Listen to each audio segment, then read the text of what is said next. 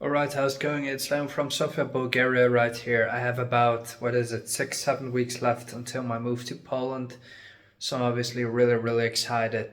I bought this new noise cancelling headset. It is a Sony, what was it, XW400 or something, but it's probably the best purchase I've ever made. Its noise cancelling helps me a lot in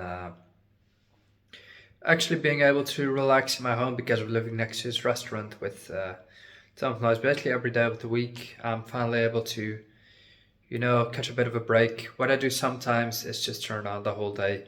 It has like a 30-hour battery charge, so it's absolutely one of the greatest purchases I've ever made. It's like 200 euros, 400 something leva.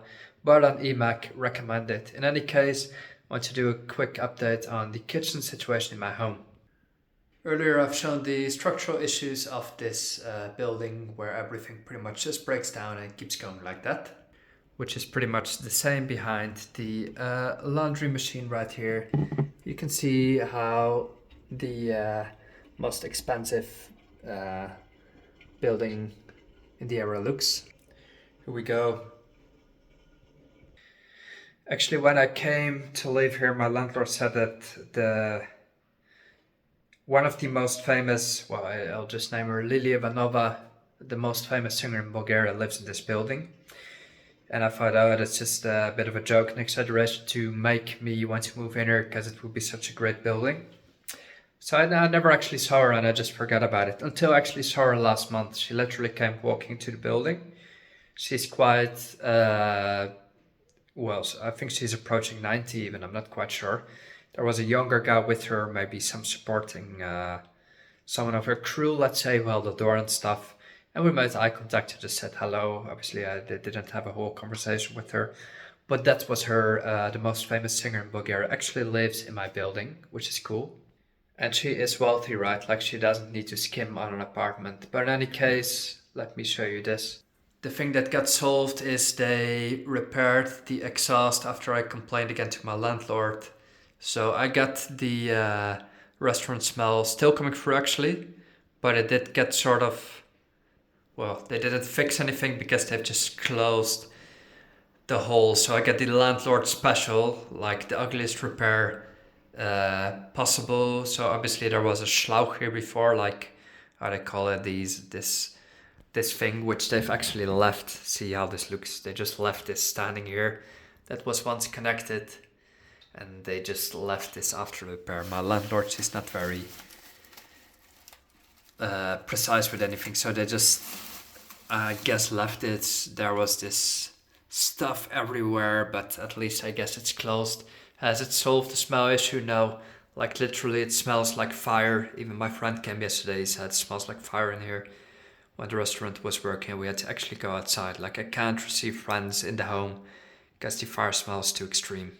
So I'm honestly counting the days until I can leave this place because it's just unpleasant at best, and I have like 40 something days. I'm literally counting down, which is, I'm happy to leave now only because of this. Let me reflect a bit what the unpleasant part of moving abroad is. It's that initially I was supposed to move in October, which didn't happen because my project, the company I work for, said it should be January for financial purposes. It's a new financial year, right? So I accepted that and I said, yeah, I'll go in January, which is not a problem. But that's the thing. I've spent 10 years. I didn't have a lot of friends. I spent most of my weekends alone. What I did start doing is martial arts 5 years ago. That changed it a bit because actually all of my friends in Bulgaria that I have right now are from my Krav Maga club, Krav Maga Sofia, which has literally changed my life. I've actually found a sort of boyfriend, or in that sense, friend with, like, very good friend, if you see what I mean. Like, we have everything, just we don't need a relationship thing because we're a bit more flexible in that, but I have that from Krav Maga Sofia. And trainer is my friend, have a lot of other friends as well, which has definitely changed my life apart from the being fit and fast aspect, right? It's really good for your mental and physical health. So if you move to any place, you're looking for a social circle, join a serious martial art club, not a Mac dojo, let's say, right? Try to see where they don't have a commercialized trainer who is just willing to give you belts for money because my trainer is French and he does not have a commercial mindset at all. Like, in fact, I failed my yellow belt years ago. I'm 5 years in. I still have my yellow belt. Like, I passed it the second time. Now I'm up for my orange belt, which will be quite a demanding exam, plus 2 times 2 minutes of hard fighting with an equal opponent. Actually, hard fight, no limits, which is unpleasant, right? You can get injured, all types of stuff can happen. That's just part of the training or the exam, along with many other techniques. It will take several hours, so yeah, it becomes more and more demanding, but it is very good to keep you sharp and on point. Difficult thing about moving abroad is that it takes so long. Like, I had decided in February, March, found my apartment in Warsaw in February, March, and then the thing is that you start posting, you start informing people that you're going to leave. And the few friends that I did have actually said, or I said, hey, let's hang out, let's go on a road trip, for example, which I became a bit more social myself. Started asking people out, and then we actually developed way stronger friendships than I had the 10 years I was here. Like, the friendships actually intensified because time was running out. And it's not running out fast enough that you just meet and leave. It's long enough, like half a year, that you go out again, and you like each other way more than you anticipated. Develop really strong friendships, almost fall in love basically with some people. And then you need to leave when the friendships are at their highlight, right? And that's the tricky part. So if you move abroad, I would say go soon and don't look back. Like, you do your goodbyes, you do your party, and you just rip off the band-aid. And that's, I think, the easiest way to go, instead of having it chuck forward and it takes forever. You're anticipating something that's half a year away, right? On the other hand, time does fly, and I remember looking back, like, I was counting down and I had 100 days. Now it's 40 something, which, where did these 60 days go? I don't even know. I was working, traveling, doing the same as always. And where did these 10 years go? I have no idea. It went incredibly fast. And it's like they say, the days go slow, but the months go fast. And that's absolutely true. Summer flew by, it is autumn, it's November, it will be 6.5 weeks. I'm literally wheels off to Poland. Another thing that's quite interesting is that when I started planning back in February, March, I thought, oh, I can never leave this place. I would love to stay here. I have everything. I'll never find an apartment like this.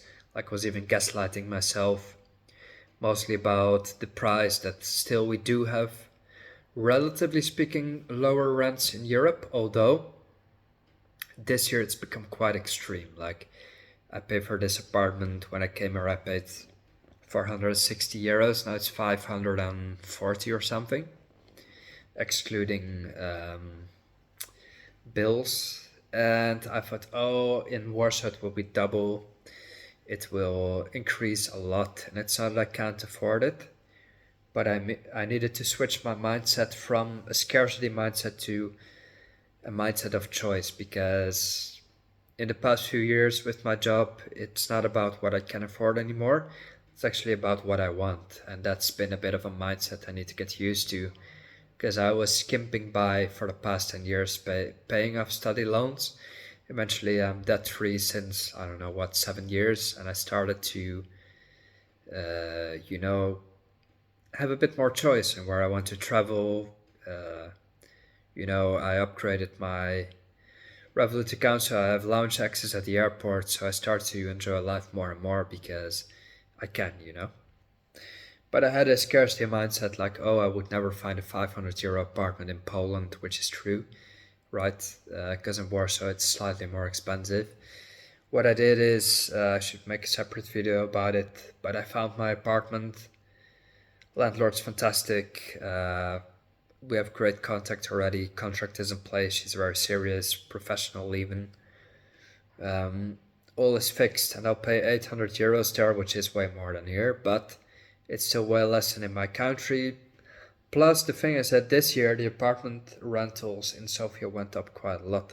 Like I'm in many groups on Facebook, just to see how the market develops, how the prices are, just to keep a bit in touch with that. And prices this year skyrocketed, I guess, just like anywhere else. But apartments now go at the very least for 650, 700 to 800 euros for a one bedroom place in any random area and any type of building. Like you can find an old flat with an old bed that 10 people have slept in, right, before you.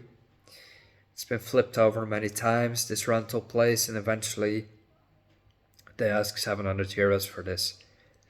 And I saw that develop this year, right? And I remember my landlord just increasing the price with 30% just like that, instead of a bit more of a formal and polite yearly increase of a couple percent, I don't know, 5, whatever. It's just, oh yeah, it's more expensive now. I'm adding 30% just because, right?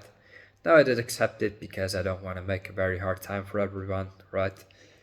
But now I'm just like, yeah, I'm not getting the quality I'm paying for. Plus, it might again increase 30%, right? Sure, once I leave this apartment, this one will go back on the market for 750, even 800 euros. And perhaps not yet 800, but the area is quite demanding, right? The building looks good from the outside, like the person will probably just not pay attention to the small details like me, like I did. I have absolutely no idea what to pay attention to in real estate, like now I do, but I just walked around the place. It was a sunny day. Oh, nice balcony, nice people. Okay, it looks fine. I'm taking it. It's not that I regret it, like I've had a good life, right? But eventually you do need to look a bit more closer, like if you live next to a restaurant, if you have cracks in the walls, if it's extremely noisy, pay a bit of attention to the furniture as well, if it's high quality or not. Look in the corners and everything. Look at the plugs in the walls, because literally when I'm vacuum cleaning, I can only use 1 or 2 plugs in the house, because when I take out the plug again, I'm pulling either the whole socket out of the wall or part of the socket, and I cannot push it in, or it gives a big flash, like an electricity flash, when I put it in or pull it out. So there's just 2 plugs in the whole house that are actually fixed enough that I can use for my vacuum cleaner. And I'm just like, okay, I want to go. I just want to go. I'm very happy that I did get rid of my Vivacom subscription, right? I've had a Vivacom phone number. Don't like the company at all. So 2 years ago, we had a transfer from Net1. Always provided Domasian internet, home internet for just a fantastic price. It was just awesome. They got acquired by Vivacom, so you needed to the sprichwörtliche Abonnementen, how should I say it? You continue your subscription under Vivacom. That's the choice you had, right? Which I did. All went well. They came install it here. That was all fine. But I went to the store. Where it went wrong was my contract. So you need to go to the physical store for everything. And I said, listen, I don't have a television. I would just like to proceed my existing conditions with home internet, as I already have just the internet. I don't have a TV. I don't want one. Please add it in my package. And she said, yes, I understand. I get it. Now there's often 5 people behind you in these stores, right? So I asked to confirm this. You get a contract of 20 pages, and they say, yeah, please sign here. And honestly, I didn't read it. I know you should read contracts, but I didn't. There's 5 people behind me. I trusted that my package would be correct. I go through several pages. It said the phone number or whatever the internet had, Actually, it's my mobile phone number where they added the TV to, which is rather strange. It's the phone number, but that's where they added it to. So I just signed, and then in the last 5 pages, there's this Eon box that they add, like a TV box. So for the past 2 years, I've paid like what, 15 euros a month, 10 to 15 euros for the TV service that I never use. And the other thing is that they don't enter your address correctly, right? Which is another bad thing, because if you ever have an issue with your subscription, you need to call them. And I just literally entered the store address, I think, as my physical address. And I went to the store to end my subscription, and I said, listen, I also want the TV to be ended. Please don't continue this part. And they said, yeah, but you signed for it, blah, blah, blah. And I said, yeah, but I'm ending the contract now. And they said, what's your address? It's this and this. And I said, no, it's this and this. And then they said, yeah, but in the contract it says, Zajgacko se whatever. And that's your address, right? And I said, no, it's not. That's wrong. They don't enter your name correctly. So when I call the call center or when I'm there, they say, oh, your name is wrong. It's not like on your ID card. Why did you give us your wrong name? Like they put my name, Leon Tiel, and Tiel is my hometown in the Netherlands. So they just put whatever they see, right? They just don't care. That they enter that in your database. And then when you call them, you literally need to give them your wrong name, because that's how it's in your contract. Anyway, big disaster. I did eventually manage to end my contract for my phone number plus the Eon box, the TV, which was a bit of a hassle because it actually expires. The phone number expired in November. So 30 days before that, you need to physically appear in the store to end the contract. Exactly 30 days before you need to be there, which I did. And that all went fine, but don't expect that you can do that online or whatever.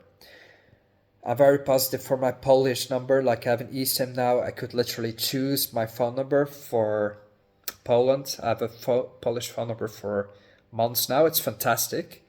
I could choose my phone number. I pay automatically. I can end it. I can downgrade it. I can upgrade it whenever I want without ever needing to go to a store, without needing to provide a passport. I literally just bought the orange phone number through the app and I have a Polish phone number. And it's just fantastic. It's worked for the past, 4 months? And in fact, when I traveled to the UK, which is not EU anymore, I was already using my Polish phone number because I can easily upgrade a package to include mobile data for Turkey, for the UK. Whereas in the Bulgarian Vivacom app, you can't. You need to call the call center, activate a package, give all of your wrong names for the security check. Need to call them again for the downgrade. They don't send a confirmation package. Often they actually don't downgrade it, and you receive like a couple months extra for the package you've activated and deactivated, but it's not processed properly. So you never know if it's actually done. Last thing is the bank that I had to deal with, DSK Bank. Bulgarian banks, I recommend against using any unless you really have to. Like it's been improving slightly in the past 10 years, although not by much. Like in order to buy something or to ship any money, you need to have SMS verification. You receive an SMS on your number, you enter it on your website or app, whatever, and whatever you're buying is processed, right?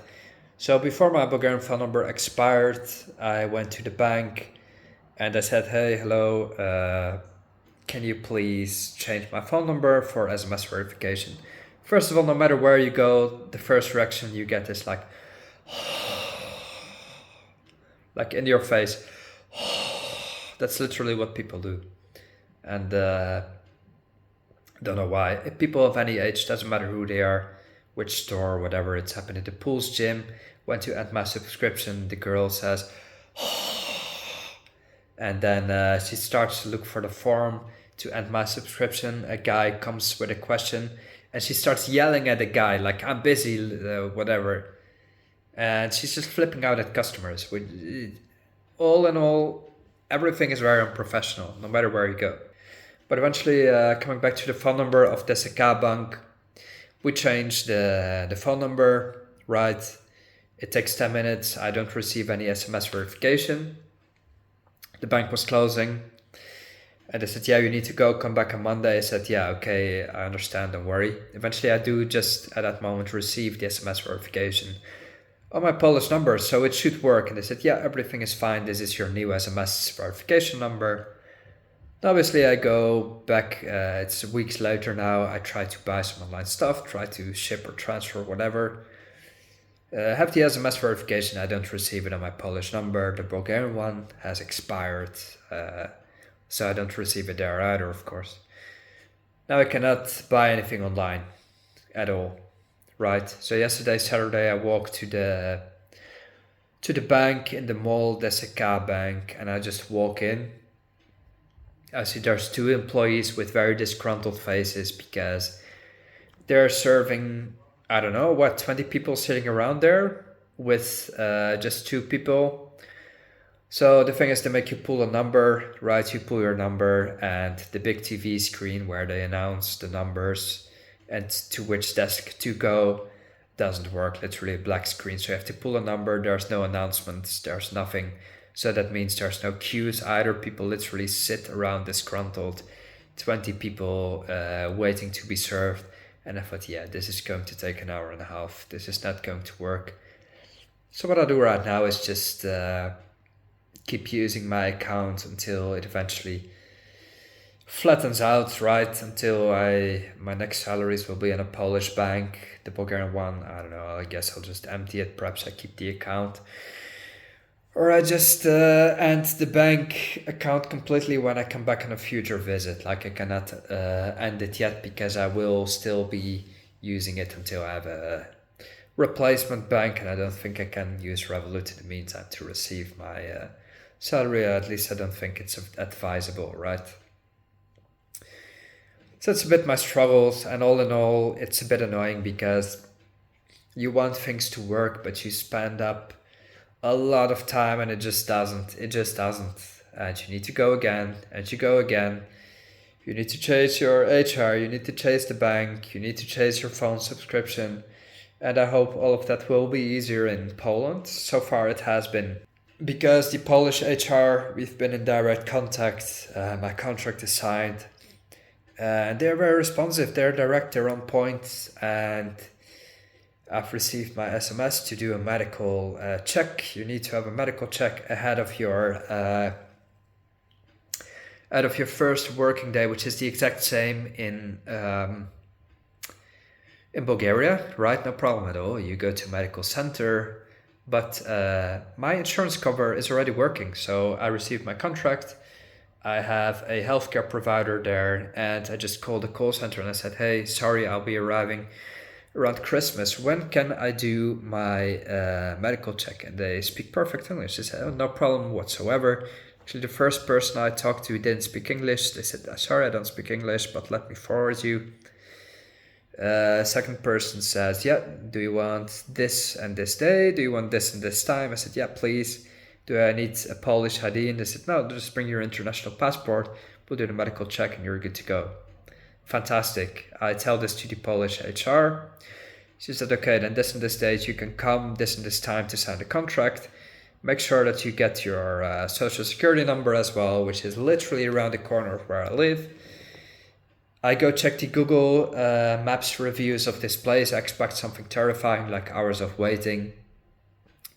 And I see like a 4.7 review for this, what's it called, Urgent, like a district office where you need to register your stay as a foreigner, right? You need to register and you get a social security number on the spot. The physical card you get a couple of weeks later. Like it's straightforward if you're an EU citizen. Poland gets a lot more complicated and unwelcoming if you're not. At least that's what I've read and heard from, for example, someone from Turkey who lives there and has a big issue just being able to keep his work permits, you know. But if you're from the EU, it's so very straightforward. And that's the thing, I decided already to leave Bulgaria after my last hassle with the immigration office in Sofia, right? Immigration office in Sofia, I've obviously had to go there like 3 times. First, the initial visit, which is requesting your residence permit temporary for 5 years. You get a paper card, literally, with a bit of plastic around it. You get a lineage, it's a personal number. Later, you get an ID number. So you have two separate numbers. I don't know why, don't ask me why. So you're working for 5 years under one social security number. 5 years later, you get your permanent residence card, which is valid for 10 years. I think somewhere in the meantime, you get your EGNE, which is, I don't even know what it stands for, but that's your actual security number. Now, this week, I went to NAP, the Nationale Agentie Prigodi, I think, the revenue agency. And I heard that you need to combine the numbers, right? So I walked to NAP, and I need to give them a shout out because the people there were extremely friendly, like a couple of ladies. And they said, I gave them a social security number, and they said, no, this is not your number. Let me look it up. It's actually this and this and this. And these ladies, they're working there for, I don't know, decades. They're working with heaps of paper. And they were helping several people at the same time, and they were extremely friendly. And they processed my request. They said, yeah, go to this and this room, sign this and this document. They were fast, they were efficient, they were fantastic. And I need to say that might be because I speak Bulgarian and they liked that. And perhaps they had a good day, it was sunny, but they were extremely friendly, fantastic. So although Bulgarian bureaucracy can be a bit of a hassle, you'll often find people making mistakes. I've had accountants with PhDs making huge and expensive mistakes, rookie mistakes at my expense that really upset me, and then charging a lot of money to correct their mistakes. So I will never be doing business in this country. It will never happen. I'm sorry, but I've seen enough. It's not going to happen. I've had attempts where I tried to translate books. People take the easy route constantly and fleece you for however money they can get away with. I will not do business here. I'm sorry. I will not buy an apartment. It's not going to happen. I know it sounds a bit crass, but I'm saying that after 10 years. And I'm glad I get away unscathed. I truly am. Like, some mistakes cost me a couple hundred, but the mistakes gave me such a good lesson that I learned to just pull the plug altogether to some extent, right?